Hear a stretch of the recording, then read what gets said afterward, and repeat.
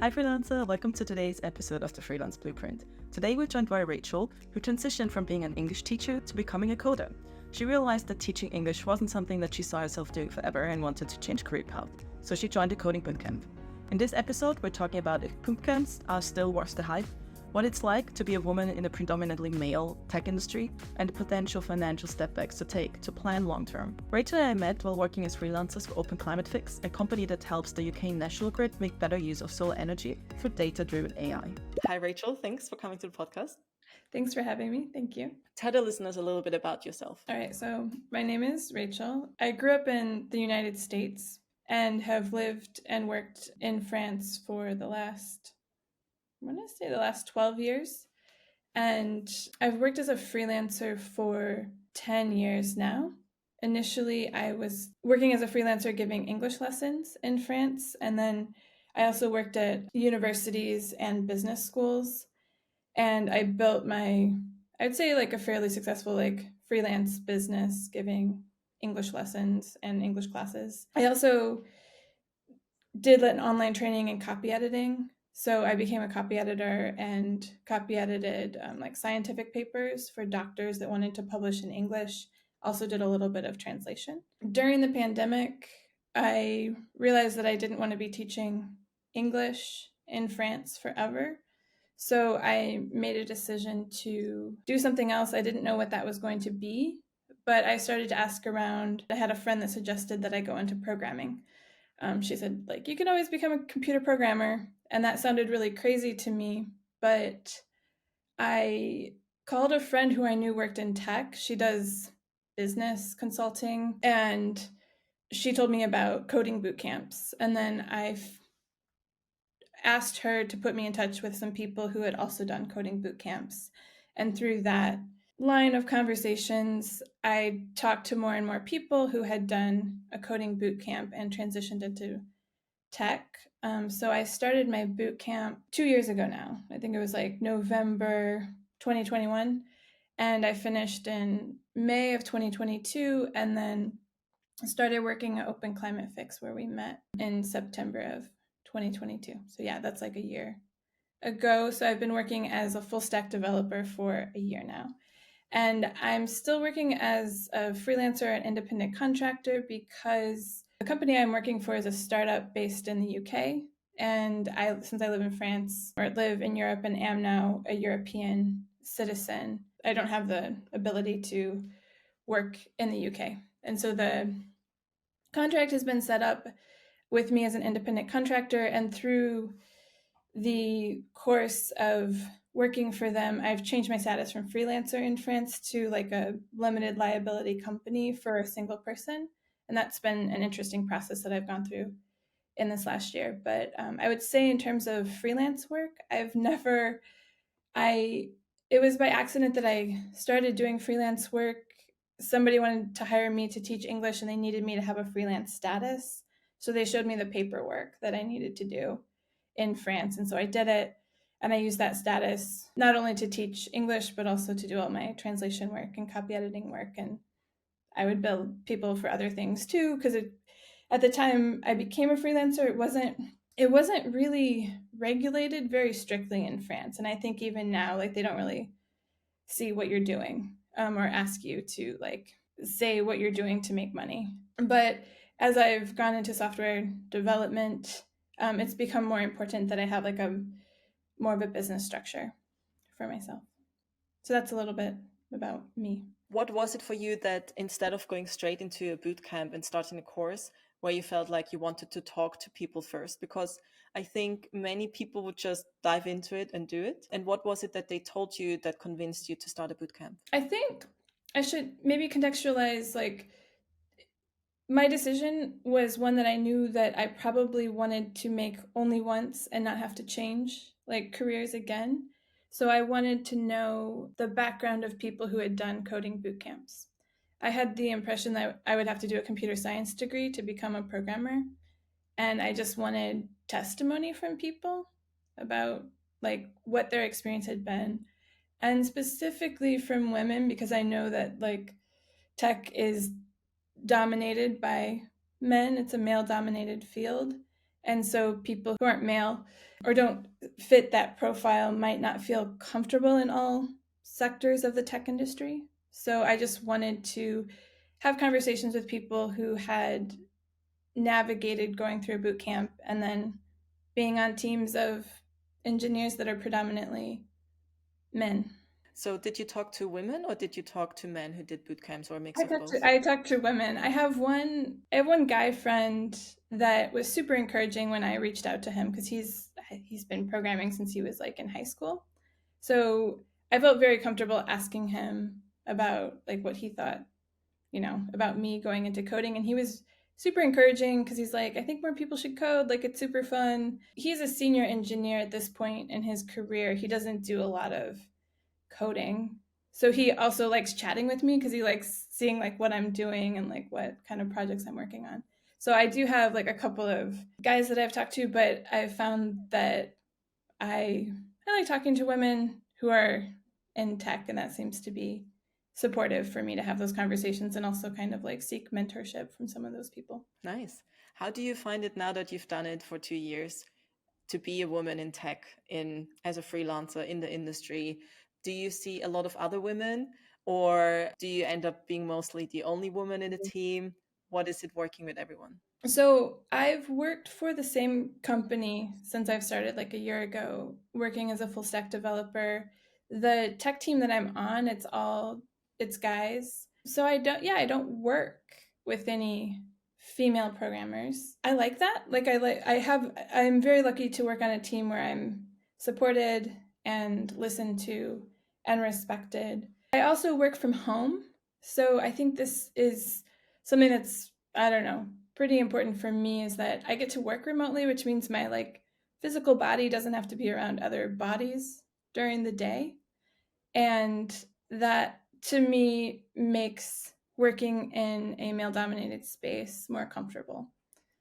And I have control over my schedule. I have control over like when I exercise, what I eat. I don't need to spend time in pointless conversations in the office, just like chit chatting. Like, that's not something that feeds me or brings me energy. So, I have a working situation where I can nourish myself, do things that bring me energy. And then when I am in the office from time to time, I have the energy to do that and like the stamina to be around people. I think especially during COVID times where everyone was working from home where possible, you could tell that especially people that were more introverted thrived, and those people that were more extroverted, they kind of struggled to stay productive. How was it for you? Like, what do you recommend someone in a similar situation where maybe they are more extroverted and would want to be in an office, or they are in an office and are more introverted and would prefer to work from home? How do you find the balance? I think I'll start with like someone who's introverted. So I realized during the pandemic that I really liked working from home. There were aspects of teaching online that I hated and thought were horrible. I hated doing hybrid teaching. That was like the worst, where I had half my students at home and like half the students in the classroom with me. But I realized that I liked working remotely. And so that impacted my decision to go into programming, because I thought, oh, I could probably find a job at some point, maybe not my first job, but I can find a job where I can work remotely, which suits my personality. I think I would suggest to somebody who is like, maybe they're too much in an office, like 5 days a week in an office is exhausting for them, or just the process of like getting ready in the morning, getting out the door, spending about 2 hours waking up and getting to the office and then getting back from the office. I think a hybrid situation is good, because for people like me, like introverted people, it makes it harder to go out into the world and be around people if we're not forcing ourselves to do that. So, like, if I don't go and be around people, it makes it easier and easier for me to just stay home, which that's not healthy either. Like, I have lots of skills for being social with people out in the world, and if I don't exercise those, I become a little bit more like reserved and closed, not like closed in on myself, but just I have more of a mentality of like, oh, I don't want to go out. I've solved that for myself in that like I live half of the time like in a rural countryside area, which is the village in Belgium, and then I have an apartment that I rent in Lille in France. And I have more of a social life when I'm there. And then I also am from time to time in the office in London. I took part in an in-person hackathon about a month ago, which was like a decent experience. So I try to do different types of like networking in person. But I've also found that like my job, even though it is remote, like I'm talking to my colleagues at least in a meeting like once a day, if not twice a day. And we have a lot of communication on Slack. So I don't feel like I'm isolated or alone. For somebody who's extroverted, I don't know what it's like to be extroverted because I don't really know what it's like to need to be around people to get energy from them. So I don't see myself as an extroverted person. I see myself as an ambivert. Like I need to have certain social interactions with people, but I like structured social interaction, like whether that's like a book club or like a discussion group or something like that. So I would say for like an extroverted person, extroverted people can be surprised once they spend some time by themselves. Like I have a friend who through the pandemic realized that she was maybe a bit more introverted than she had thought she was. So she had found herself like exhausted a lot because she was socializing a lot, and has found that like having some quieter activities at home are better for her, or having time away from, she's got 2 kids, so having time away from the family, doing something like writing, she does spoken word stuff, doing something like that can be nourishing as well. I think it's for each person to like figure that out for themselves, and it's not going to be the same on like every single day, like or in every season of your life. I personally feel like I'm in a season of my life where it's okay for me to work remotely. It's nourishing for me to work remotely, and the fact that I get to do that in a freelance context and be my own boss is something that also suits my personality. So I think there's something about that type of work that's attracted me to it. Like if I wanted to be a full-time employee at a company, then I would probably be that. I'm not chasing it. I just feel like being my own boss is something I've fallen into, but it's probably something that's happened because that's a priority for me. Good. I think what you said before with if you stay at home too much, you have to get used again to put yourself out there. And one of my friends, she's very introverted. And when we meet up, it's usually one-on-one because for her, meeting groups is kind of, she doesn't get crazy anxiety. She used to, but she worked on it. And now she's forcing herself to meet groups regularly because she said if she doesn't do it, the next time feels more scary. So now she's trying to do it at least once a week. And also the other thing that you said I found very interesting is the in-person networking events, because if you work from home, you don't get as much of a networking through your colleagues, even though you see them like on Zoom or wherever every day. It's another thing when you are with people, and especially with freelancing, I think it's very important to go to those networking events because you never know what they might bring. Even if someone's just a developer at a company, they might move to another company, they might hire a freelancer. You never know what it might be good for.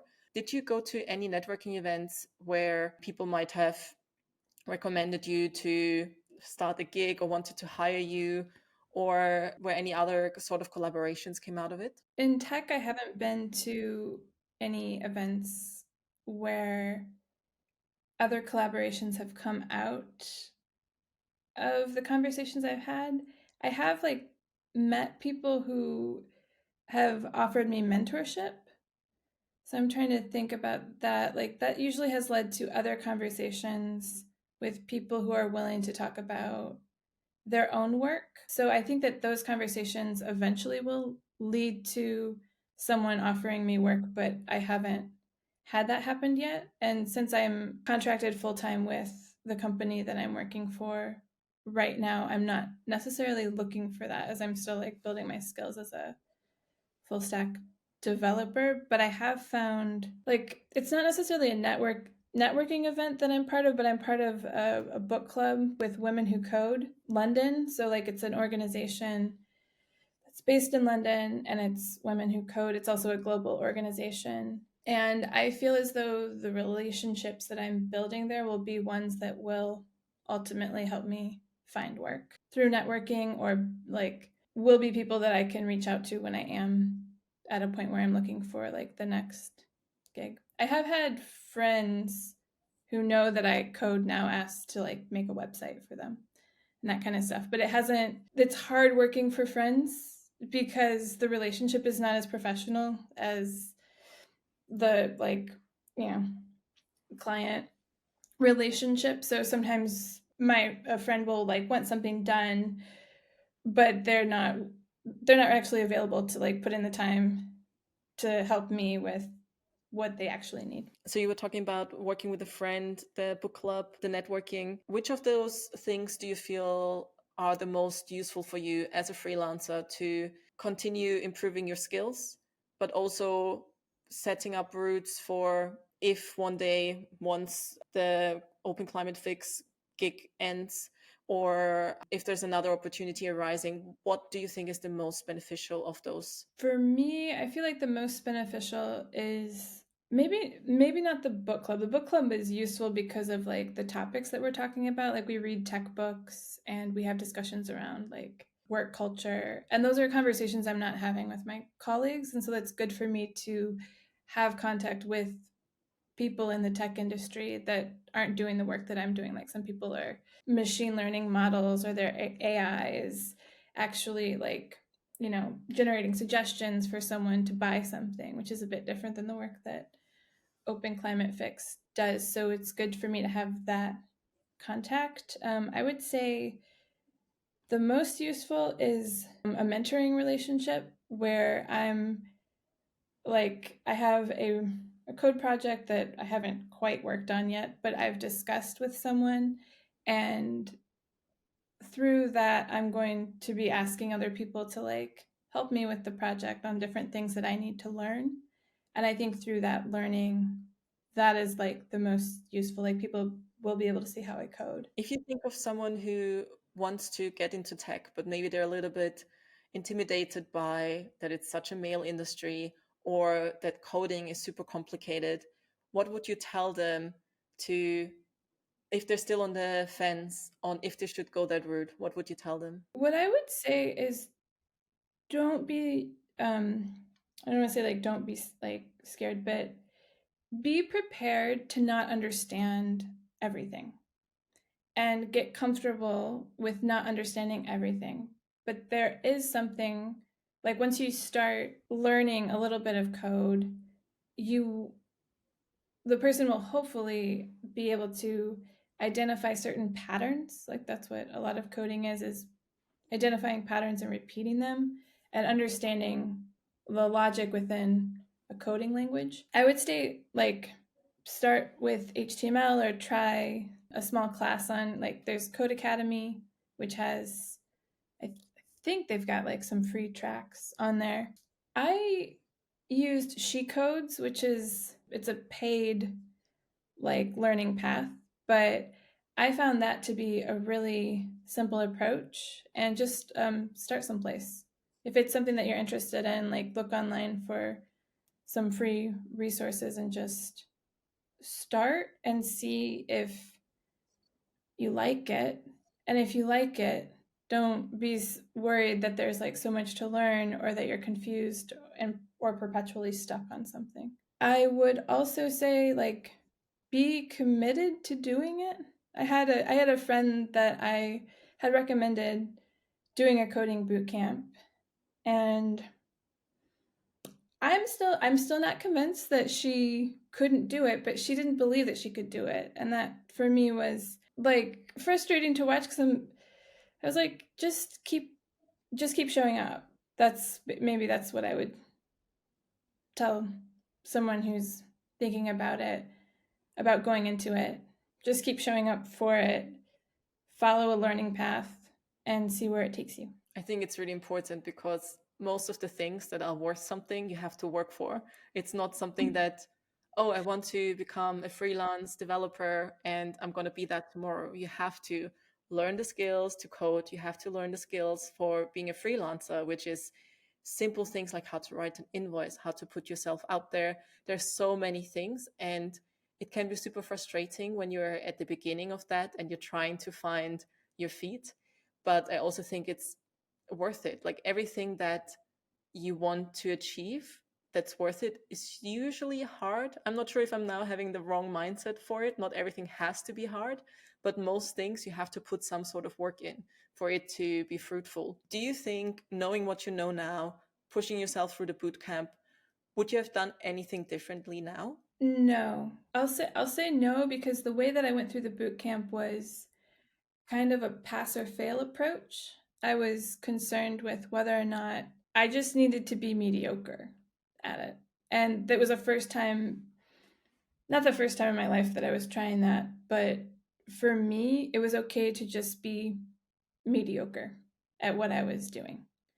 And I did all the homework. I attempted all the homework. I made time for it, but I did not stay up until 3 in the morning like some of the people in the boot camp. Like, I go to bed at 11 o'clock regardless. So, like, I wasn't losing sleep over it. Even starting my full stack developer job, like, I have a capacity to burn myself out, and I know that.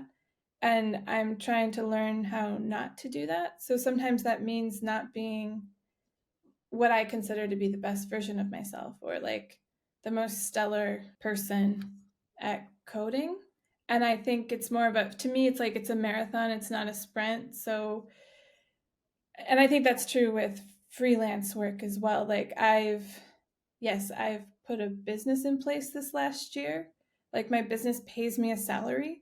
I find that incredible. Like it's super exciting to me, but I don't have a business plan. My plan is like, I have enough to pay my salary. Do I want it to grow? Yes, but I want to build a strong foundation. Maybe this idea of like building a strong foundation is good, because can't you have to put in a lot of work to do that.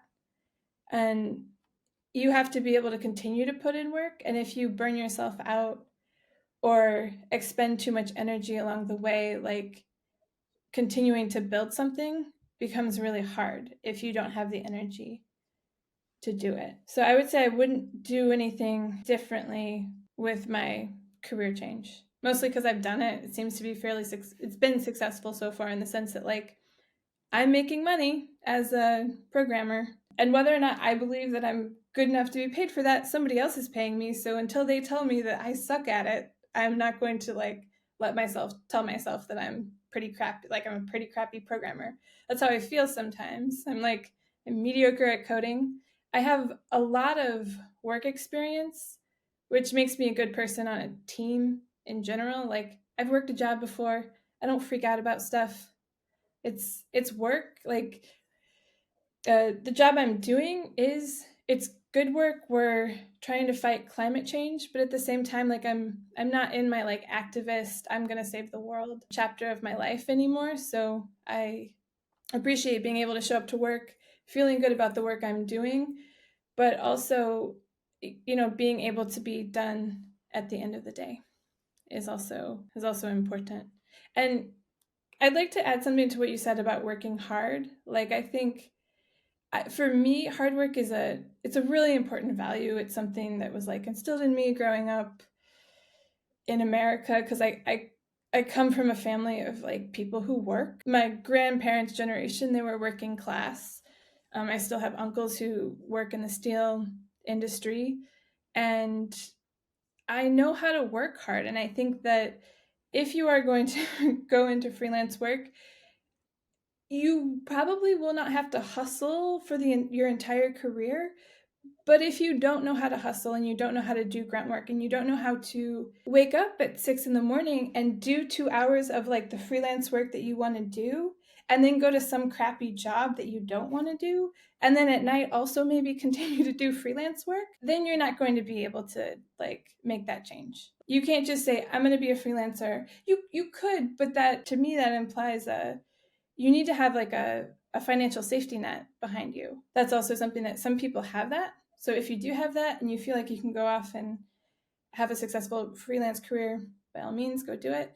But I think for most people that find themselves freelancing or working independently, at some point, at least for myself, like I made a choice, like I will wake up early in the morning and work on this. Like when I was doing freelance translating and editing work, I wasn't doing that at my day job, although I eventually got my day job to pay me for it because they were having me do it, but they were paying me a lot less for it. And so through that job, I learned how to ask for what I'm like, for what I'm worth, for what I should be paid for. Yeah, you have to, I think you have to hustle, but at some point, if the hustling is like taking too much of a toll on your health, it's okay to start saying no, which I think is another important thing for freelancers is, and I was thinking about this before the podcast, at some point you have to be able to say no to work. And it's maybe one of your most like beneficial skills to have is like to just say no. Because what can happen is that you're in you work out of a space of scarcity as opposed to abundance. And so if you have a scarcity mindset and like you get one job and then you've got 4 more jobs coming in, you're like, yes, yes, yes, yes, I'll take this. But then you're working 14 or 15-hour days. At some point, you're going to do really crappy work. I did really crappy work once, and they were like, we're not very happy with this. And I was like, yeah, I wouldn't be either. Like, I worked 30 hours on a weekend and then went back to my crappy office job. And that was the point at which I said, okay, I need to quit the crappy office job and I can make my freelance work my main work. And then that ended up working for me because I was still hustling. Like, it's not that it just works. Like, one, you have to put your systems in place, which is like having a good business structure, understanding how much taxes you're going to have to pay, being able to pay the taxes, understanding that the money coming in, yes, it looks like you have lots of money, but really you don't. Like you maybe have like 40% of what you're looking at sometimes. And yeah, I feel that there's great value in learning how to hustle, but then also great value in learning how to say no so that you can actually like do good work, but then also maybe do the work you want to do. Like I've always been a creative person. I have my own personal, so I'm a writer. I've never made money from like the nonfiction writing that I do or the poetry that I do. But that's also part of why I've enjoyed having a freelance lifestyle is that I am able to craft my schedule such that I can do this other work that's important to me. And I think probably maybe a lot of freelancers have that as a goal as well. And if someday that kind of writing could become marketable and having the freelance skills makes me a good candidate for somebody to ultimately make that type of writing marketable. I think it's very interesting what you say because there are actually a few things that I want to add on to. So one, maybe I work my way backwards. So the thing that you mentioned with the writing, the beauty of freelancing, I think, is you don't have to stick to what you do. So you can transition from coding to writing to designing to whatever it is you might want to do. And if you had a permanent job, it's not that easy to make the transition. But also for you, now that you set up your business structure, you said you opened your own company where you pay yourself a salary. If you wanted to, you could go back to teaching English if you wanted to. There's no problem with it. It might depend on where you're located. If you registered a business, it might have to be a certain type of service that you offer. Maybe it's not that easy to swap from education to coding, but most of the times, I think there would not be an issue. So that I found very interesting. The other thing, I really agree with what you said with the hustling. You have to put the groundwork in. You create that basis, and that's often the hardest. But then it's like planting the seed. It's like gardening. There's this time where you have to like rip out all the grass, redo the earth, the soil, whatever, and then plant the seeds. And it's a lot of exhausting work. But then next step is just watering it every now and then you just watch it grow. And I feel like it's the same with freelancing. You put a lot of groundwork in first, and then you like pick the fruits later. But also what you said with, you could go freelancing, you could just quit your job if you have a support system. And I sometimes wonder if that might be the good step, because it adds some urgency to actually, when you quit your job, you know you have to do it now. So you now have to write your CV, you have to create a portfolio, you have to do all of those things. And if you had a job, it might block you from doing that groundwork because you are in your comfort zone. You get your salary, you don't have this urgency to get it done. You mentioned before, if you don't do that groundwork, maybe freelancing isn't something for you. But do you think there are other potential mindset blockers or other things that people have to do that motivates them to get the stuff done? Because from what I've seen with other people, it's often this urgency. It's this, they need to be so frustrated with work that they then start those freelancing steps. Is there anything else that you noticed? How was it for you? Were you that frustrating with the teaching, or was it just something where you thought more into the future that it's not something you want to do forever? I'll speak for myself, but I think this is true for other people. I think the pandemic was a catalyst of some sort, whether that was for like positive or negative things in people's lives, or it was like in America we call it like a come to Jesus moment, where you're faced with the truth of your life, and or like you're just faced with your discontent with something. And so I think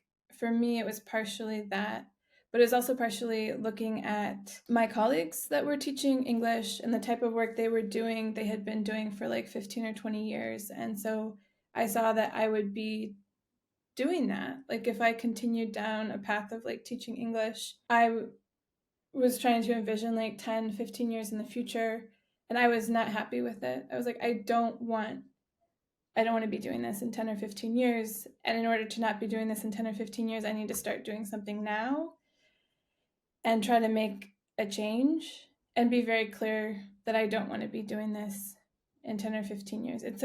Teaching English in France is not a bad career to have. You can have a career doing it, but it wasn't the right fit for me long term. And I needed more like intellectual stimulation. In terms of like challenges that people might have going into freelance work, we'll return to like the image of gardening. Like I garden, I am a gardener, and the garden at the beginning of the year and for half the summer looks pretty crappy, like nothing is growing. And then everything grows and you have to weed stuff out.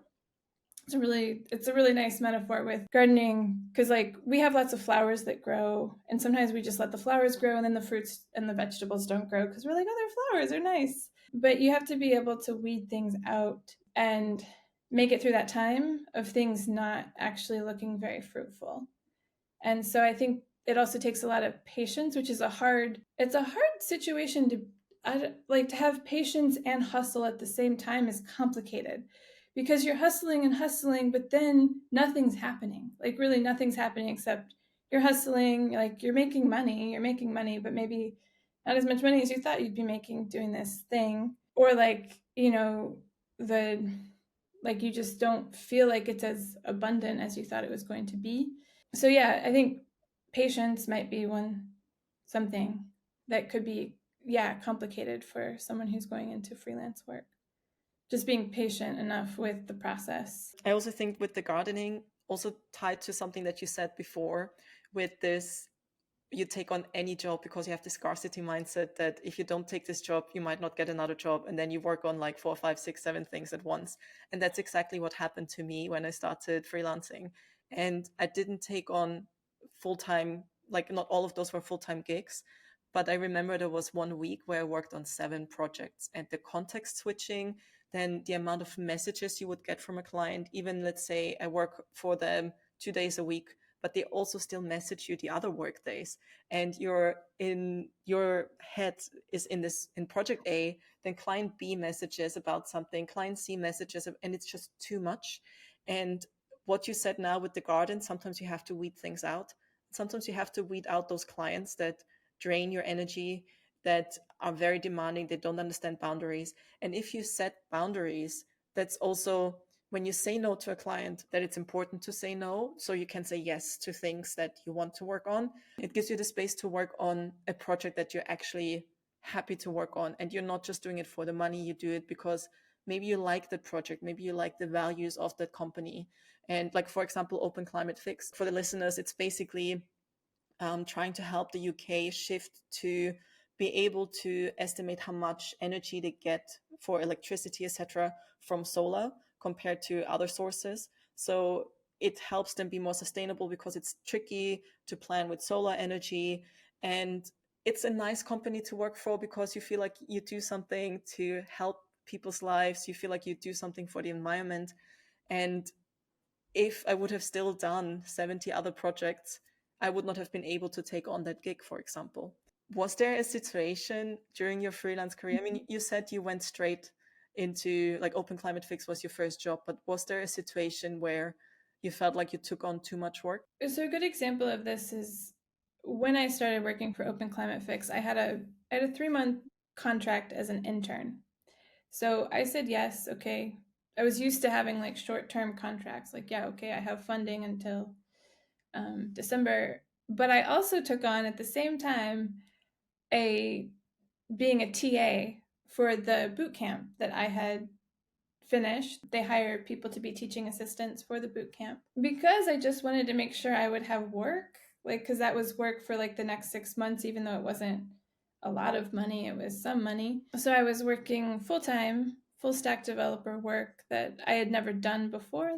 And also, as you said, at Open Climate Fix, it's the subject matter that we're working with is like understanding the power grid, learning what National Grid ESO is in the UK, learning about how like solar energy gets integrated into power grid system. That was all new information for me. And then I added like all day Saturday, Tuesday nights, Thursday nights from like 7 to 11 at night, being a teaching assistant, also needing to like give feedback on work again, which like as a teacher, I hated giving feedback on homework. So it wasn't great, but I was like, I need to make sure that I have money because like I might not have work. And that was a mistake because I ended up just being kind of tired for about a month. And then I ended up not continuing with the teaching assistant work because it also wasn't like it wasn't well paid to be, like, and I was frustrated with myself, but I realized like what I was doing, it was an old habit. I've also gone through periods while working for Open Climate Fix, just trying to look for new opportunities and look for new work. And I think because coding is new to me, probably my day job is a little more tiring than I feel like it is. It takes less prep than teaching. So teaching is a lot of like prepping and then being in the class with the students, and you're not actually doing a lot with students. You're just like, you animate what you've prepared, but like a lot of the work is the work outside of the classroom. But perhaps my day job is a job and that takes energy. I have also, like, while trying to look for other work, I tend to go into things like 100%. I'm trying to find ways to create opportunities for myself without needing to, like take on a full-time job for myself looking for work or looking for clients. This actually leads to something that like exists in my head, but I call it my opportunity creation system. So instead of being like, I'm looking for work or I'm looking for a job, it's more a system that I'm trying to put in place where I'm creating opportunities for myself. So like when you invite me to be on a podcast, I'm like, yeah, I'll be on the podcast because maybe somebody will hear me talk and be like, she seems interesting. Maybe I'll read her blog, or she seems interesting. Maybe she could make my website, or, she seems interesting. Maybe she'd like to be on my podcast. So like that kind of thing is a little bit more low key than, spending like my entire weekend applying for jobs that never get like, they probably have like 500 people that are applying for these positions and they never get back to me. So I'm trying to put in place like a more, I don't know, gentle, organic way of creating opportunities for myself and hoping that will yield fruit, because I am in a position where like currently with Open Climate Fix, like being transparent, I have a contract with them until mid-April. So yes, in my head, I need to know that as a freelancer, like I need probably 4 months of salary. My business needs to be able to pay me 4 months salary. And I, to myself, am saying, okay, you work for Open Climate Fix. Like my business is telling me. So I get to have these two entities. Like the business is like, okay, we will pay your salary for X amount of time. Open Climate Fix is giving my business money for the work I do. And so like my salary is not what I'm getting paid by Open Climate Fix. And it's nice to have that for myself, like that sort of cushion, because I will pay myself my salary for X amount of time regardless. And that salary is a lot less than what it looks like I'm being paid by Open Climate Fix. For me, I'm trying to like have a mindset of like have more of like, this is a marathon, it's not a sprint, and I don't need to panic about not finding work. And as you've said, I can teach English. I also can I can go back to doing my copy editing. I can translate. I translate from French into English. I speak 3 languages. I can find a job in Belgium. They need English speakers for tech jobs. In France, they certainly need somebody who speaks English. So like I I have opportunities. Like there's opportunities out there, but I also find it hard at this point in my life to like spend a lot of time looking for those other opportunities when I have something that's like full time for the next few months. So I'm trying to sort of like generate ways of like how can I continue to look for work and look for opportunities without panicking about it. I think that's something like I think it's hard to finally get to a point in freelance work where you're not panicking. And that's like panic is not a good place to work from. It's better to have a solid base, know how to get by on not very much money. So like this actually might be something to add. But like this year I've set up my business and my accountant a month ago said, okay, you're paying yourself too much and you're gonna end up paying like really, really high taxes at the end of the year. And so the last 3 months of this year, I'm paying myself as much as I made when I was like working my crappy office job, but I know how to get by on that. And I really appreciate having those skills of being like, okay, we don't buy coffee out, or the business can buy me coffee, but like I personally am not buying coffee. I'm personally not spending certain things. I stop like Netflix subscriptions, those kinds of things. I'm like, nope, we don't have those for the last few months. And I get by on this certain salary, but like stuff like that, like I think if I had like, I don't know, more knowledge about like running my own business, like you might also make mistakes, like financial mistakes that cost a lot of money. And you have to like not judge yourself for it. Like I might end up paying more tax at the end of this year than I thought I was going to. And I have talked to my accountants. I have 2 of them. I have one for the US and I have just one for France. And I ask a lot of questions, but it might turn out that I need to pay more tax than I thought that I needed to. And it's not my fault. But I need to make sure I have money, like a good stack of money sitting someplace to pay the French government or the US government if I need to. I think that's really annoying that you have. In a way, it's beneficial to have an American passport, but I think it's the only country that even if you don't live there, you still have to pay taxes there.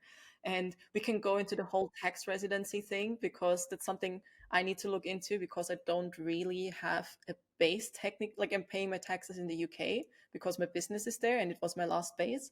But I would not have to because I'm not actually spending time there. I love how you say that you have this opportunity creation system. I think it's really, really important.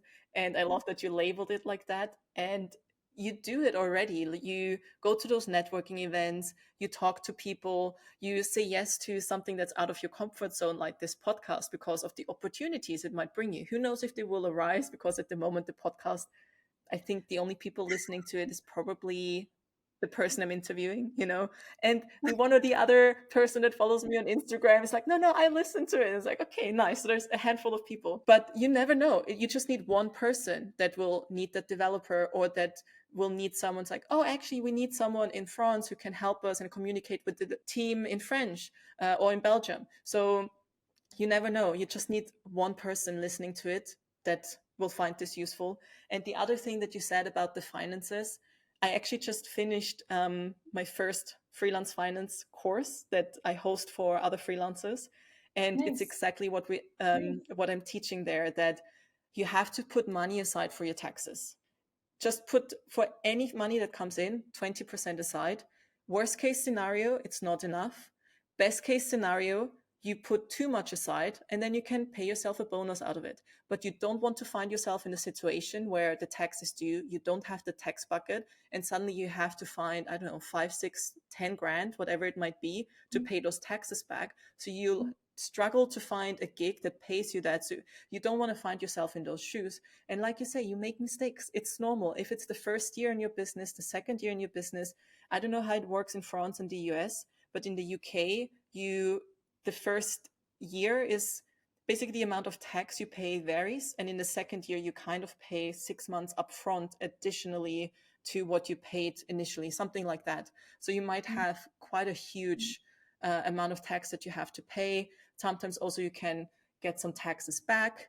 And also the other thing that I find good that you brought it up, it's this revenue versus actual income. Like I made 6 figures with my limited company last year, but I'm not paying myself 6 figures. I'm not getting those. Thank you. I'm not getting those 6 figures because yes, it's revenue, but I also hired a subcontractor. So a lot of that goes into her pocket. And other things like mistakes, it's not really a mistake, but things I could have done better is, for example, putting more money into my pension, which is a bigger expense, reduces the amount of taxes I have to pay. And the year before I didn't check, and I could have put way more aside. And it's something that I learned now for this year. And it's good to make those mistakes in a way because you learn more than if someone would just tell you. But then on the other hand, I would have rather someone just tell me so I don't make that mistake in the first place. Short break. No, I still haven't gotten a sponsor, but now that Rachel and I are talking about finances, you might be thinking, I need to learn more about this. So let me tell you more about this. The thing that holds most people back from starting the freelance career is the fear about finances. Not earning enough, or not paying the right amount of taxes, or not knowing how to price yourself. I remember what it was like for me when I started freelancing 4 years ago, and it took me a long time to sort out my finances. I've made many money mistakes, but I've also learned a lot. And in the last calendar year, I actually made 6 figures, and that's a lot of money to manage. As I mentioned in the podcast, I just finished the first cohort of my course Finances for Freelancers. In this course, we have weekly live sessions where each week I teach you about a specific finance topic. That ranges from how to reduce your taxes, planning for your future, and how to price yourself, and most importantly, your money mindset. You will learn everything you need to know about finances as a freelancer, so you're not making the same mistakes as I did, and you won't lose out on money. Actually, I promise that you will get your money back by joining this course. Sign up to the waitlist to join the next cohort. You'll find the link in the description of this podcast. All right, let's get back to the episode. What financial tips do you have for someone who wants to become a freelancer but might worry about the most common things I hear is that they are worried about not having a regular income or not finding clients or about taxes? What recommendations do you have who is not starting freelancing because of the potential financial struggles? Maybe if you're concerned about not having a regular income, I would say figure out what your base expenses are, what it is that you need to get by in the month. I've made personal decisions about certain items that most people have that make my life a bit easier. Like I don't have a car, so that means I don't have car insurance, I don't pay for gas. My transit costs are like paying for a train to go up and down someplace. So like some of those things, maybe going to a financial planner and looking at how you manage your finances first, and then figure out based on how you manage your finances what your like normal habits are with money, like just without being like, oh, I can't spend on this, or I'm gonna, I don't know, invest in this thing or that thing. Maybe what I really want to say is if you're going to be a freelancer, it's important to have a healthy relationship with money in general and understand how you make financial decisions. Do you make these decisions emotionally? Do you make them completely non-emotionally? What are your goals? And I'm not talking about like super, super long-term goals, but even just like, do you want to go on a nice vacation every year? Do you have to? Is that something you need to do? I personally don't. I can stay home. It's what I did this summer. Like I was still paying myself my salary for the month, but I wasn't working, so I wasn't getting money in from the company that I work for. So my decision was I'm going to work in my garden and do things where I live, which is like a nice place where I live. But I would say if you're concerned about revenue, like what your specific income is, have a very clear understanding of how much money goes out and look and see if there's things you're paying for that you don't really use, or if you have a habit of like buying the newest, fanciest phone as soon as it comes out, maybe think about like, okay, well, if I don't make that sort of investment every year or so, I'll have X amount of money, and then start to sort of see like where you can be comfortable. So figure out what's going to make you uncomfortable and figure out what you need to be comfortable. One thing I noticed that's really, really important is the mindset, how you see money, how you make financial decisions. Do you, like you mentioned earlier in the podcast, do you make them out of scarcity? Do you make them out of abundance? But I also noticed we've been talking for about an hour. So I'm going to Yeah. try and wrap this up. And there are 3 questions that I ask all my podcast guests at the end. One question is, would you ever go back to a permanent job?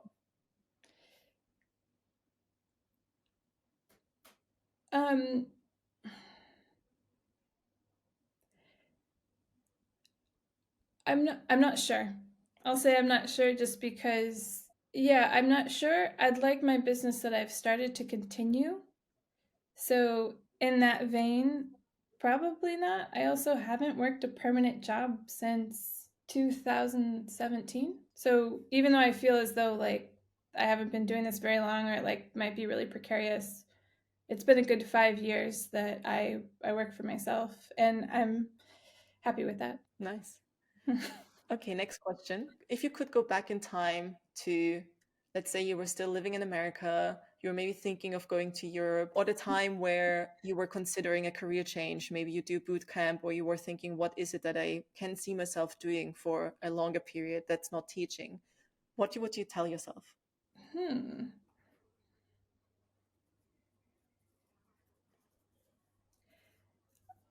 I feel as though I wouldn't tell myself any. So the choice to move to Europe, I would not tell myself anything. It was the hardest thing I've ever done. Like that in and of itself, like it was so. It's been so humbling. So I probably would have just like been very encouraged and be like, "Go do it. It'll be great." But it's been one of the more humbling experiences of my life. For the coding bootcamp, I think the same. I just cheer myself on. That's all. That's what I would do. And if you think 5 years from now, let's imagine, hopefully, your business is still running. Probably you're paying yourself a nicer salary. And you're probably no longer a mediocre developer. You're probably a really good developer by then. What do you think your future self would tell you today? Mm, Probably take it easy. Like, be gentle.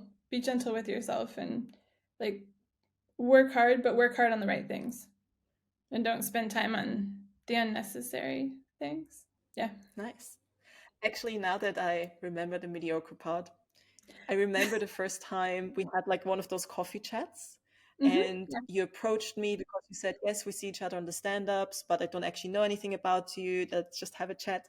And I remember one of the things that both of us were talking about was working in tech as a woman, and also realizing that women don't apply for jobs even unless they meet 100% of the criteria. And hmm both of us were saying we sometimes think like, what would a white man do? Oh, I'm mediocre, but I apply for it anyway. And I like that you also put yourself on that kind of same level of expectations, because I think as women, we often think, oh, we have to be really good at this to be able to do this or be able to get this. When other people are like, oh, I'm average. Average is fine. You know, average does the job. Mediocre does the job. So, hmm yeah, what's your mindset on that? Well, I have a, like kind of a funny story because Open Climate Fix is we're hiring. I don't know if your audience is machine learning engineers, but I posted on like the Women Who Code Slack job channel about like a machine learning engineer opportunity. There's a couple of guys on the Slack in the Women Who Code Slack space. It was a guy who like got back to me. He DM'd me like immediately and was like, "I'll get my CV in. Like, how much money do I get for?" It's nice to be on the end of this because I'm like, "Oh, this is how you guys act." Like, I was never trained to do this. And he's just like, how much training money do I get? How much, like, how many days do I get to, like, to just do, like, training? Okay, what's the salary? And I was like, and he's like, I've just applied. I'm like, what? Did you even read the job description? That's kind of like, Probably yeah, not. Probably not. probably, probably not. And, like, I know that there are women who would be great machine learning engineers for Open Climate Fix. And I'm sure they're sitting there being like, oh, I could never do that. Like, I just, yeah, I think it's important to be okay with being mediocre, but also like observe how other people are behaving This was a really, really nice chat. Thank you so much for coming on the podcast. I hope you enjoyed it. I enjoyed the conversation. So even if this doesn't result in an opportunity, I had a good conversation today.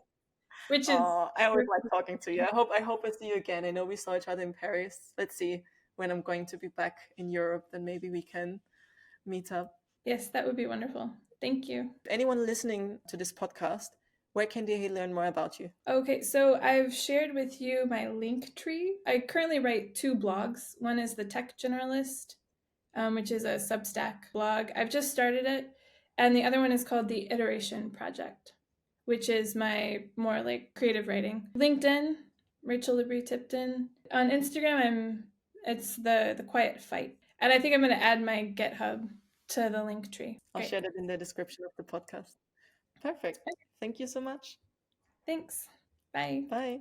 It was great to catch up with Rachel and learn more about her freelance journey. One big takeaway for me is just because you've offered a specific freelance service in the past, it doesn't mean that you can't do something else, like in her case going from teaching English to becoming a coder. If you want to learn more about Rachel, you can find all the links she mentioned in the show notes. That's all from me, and I can't wait to have you again next week.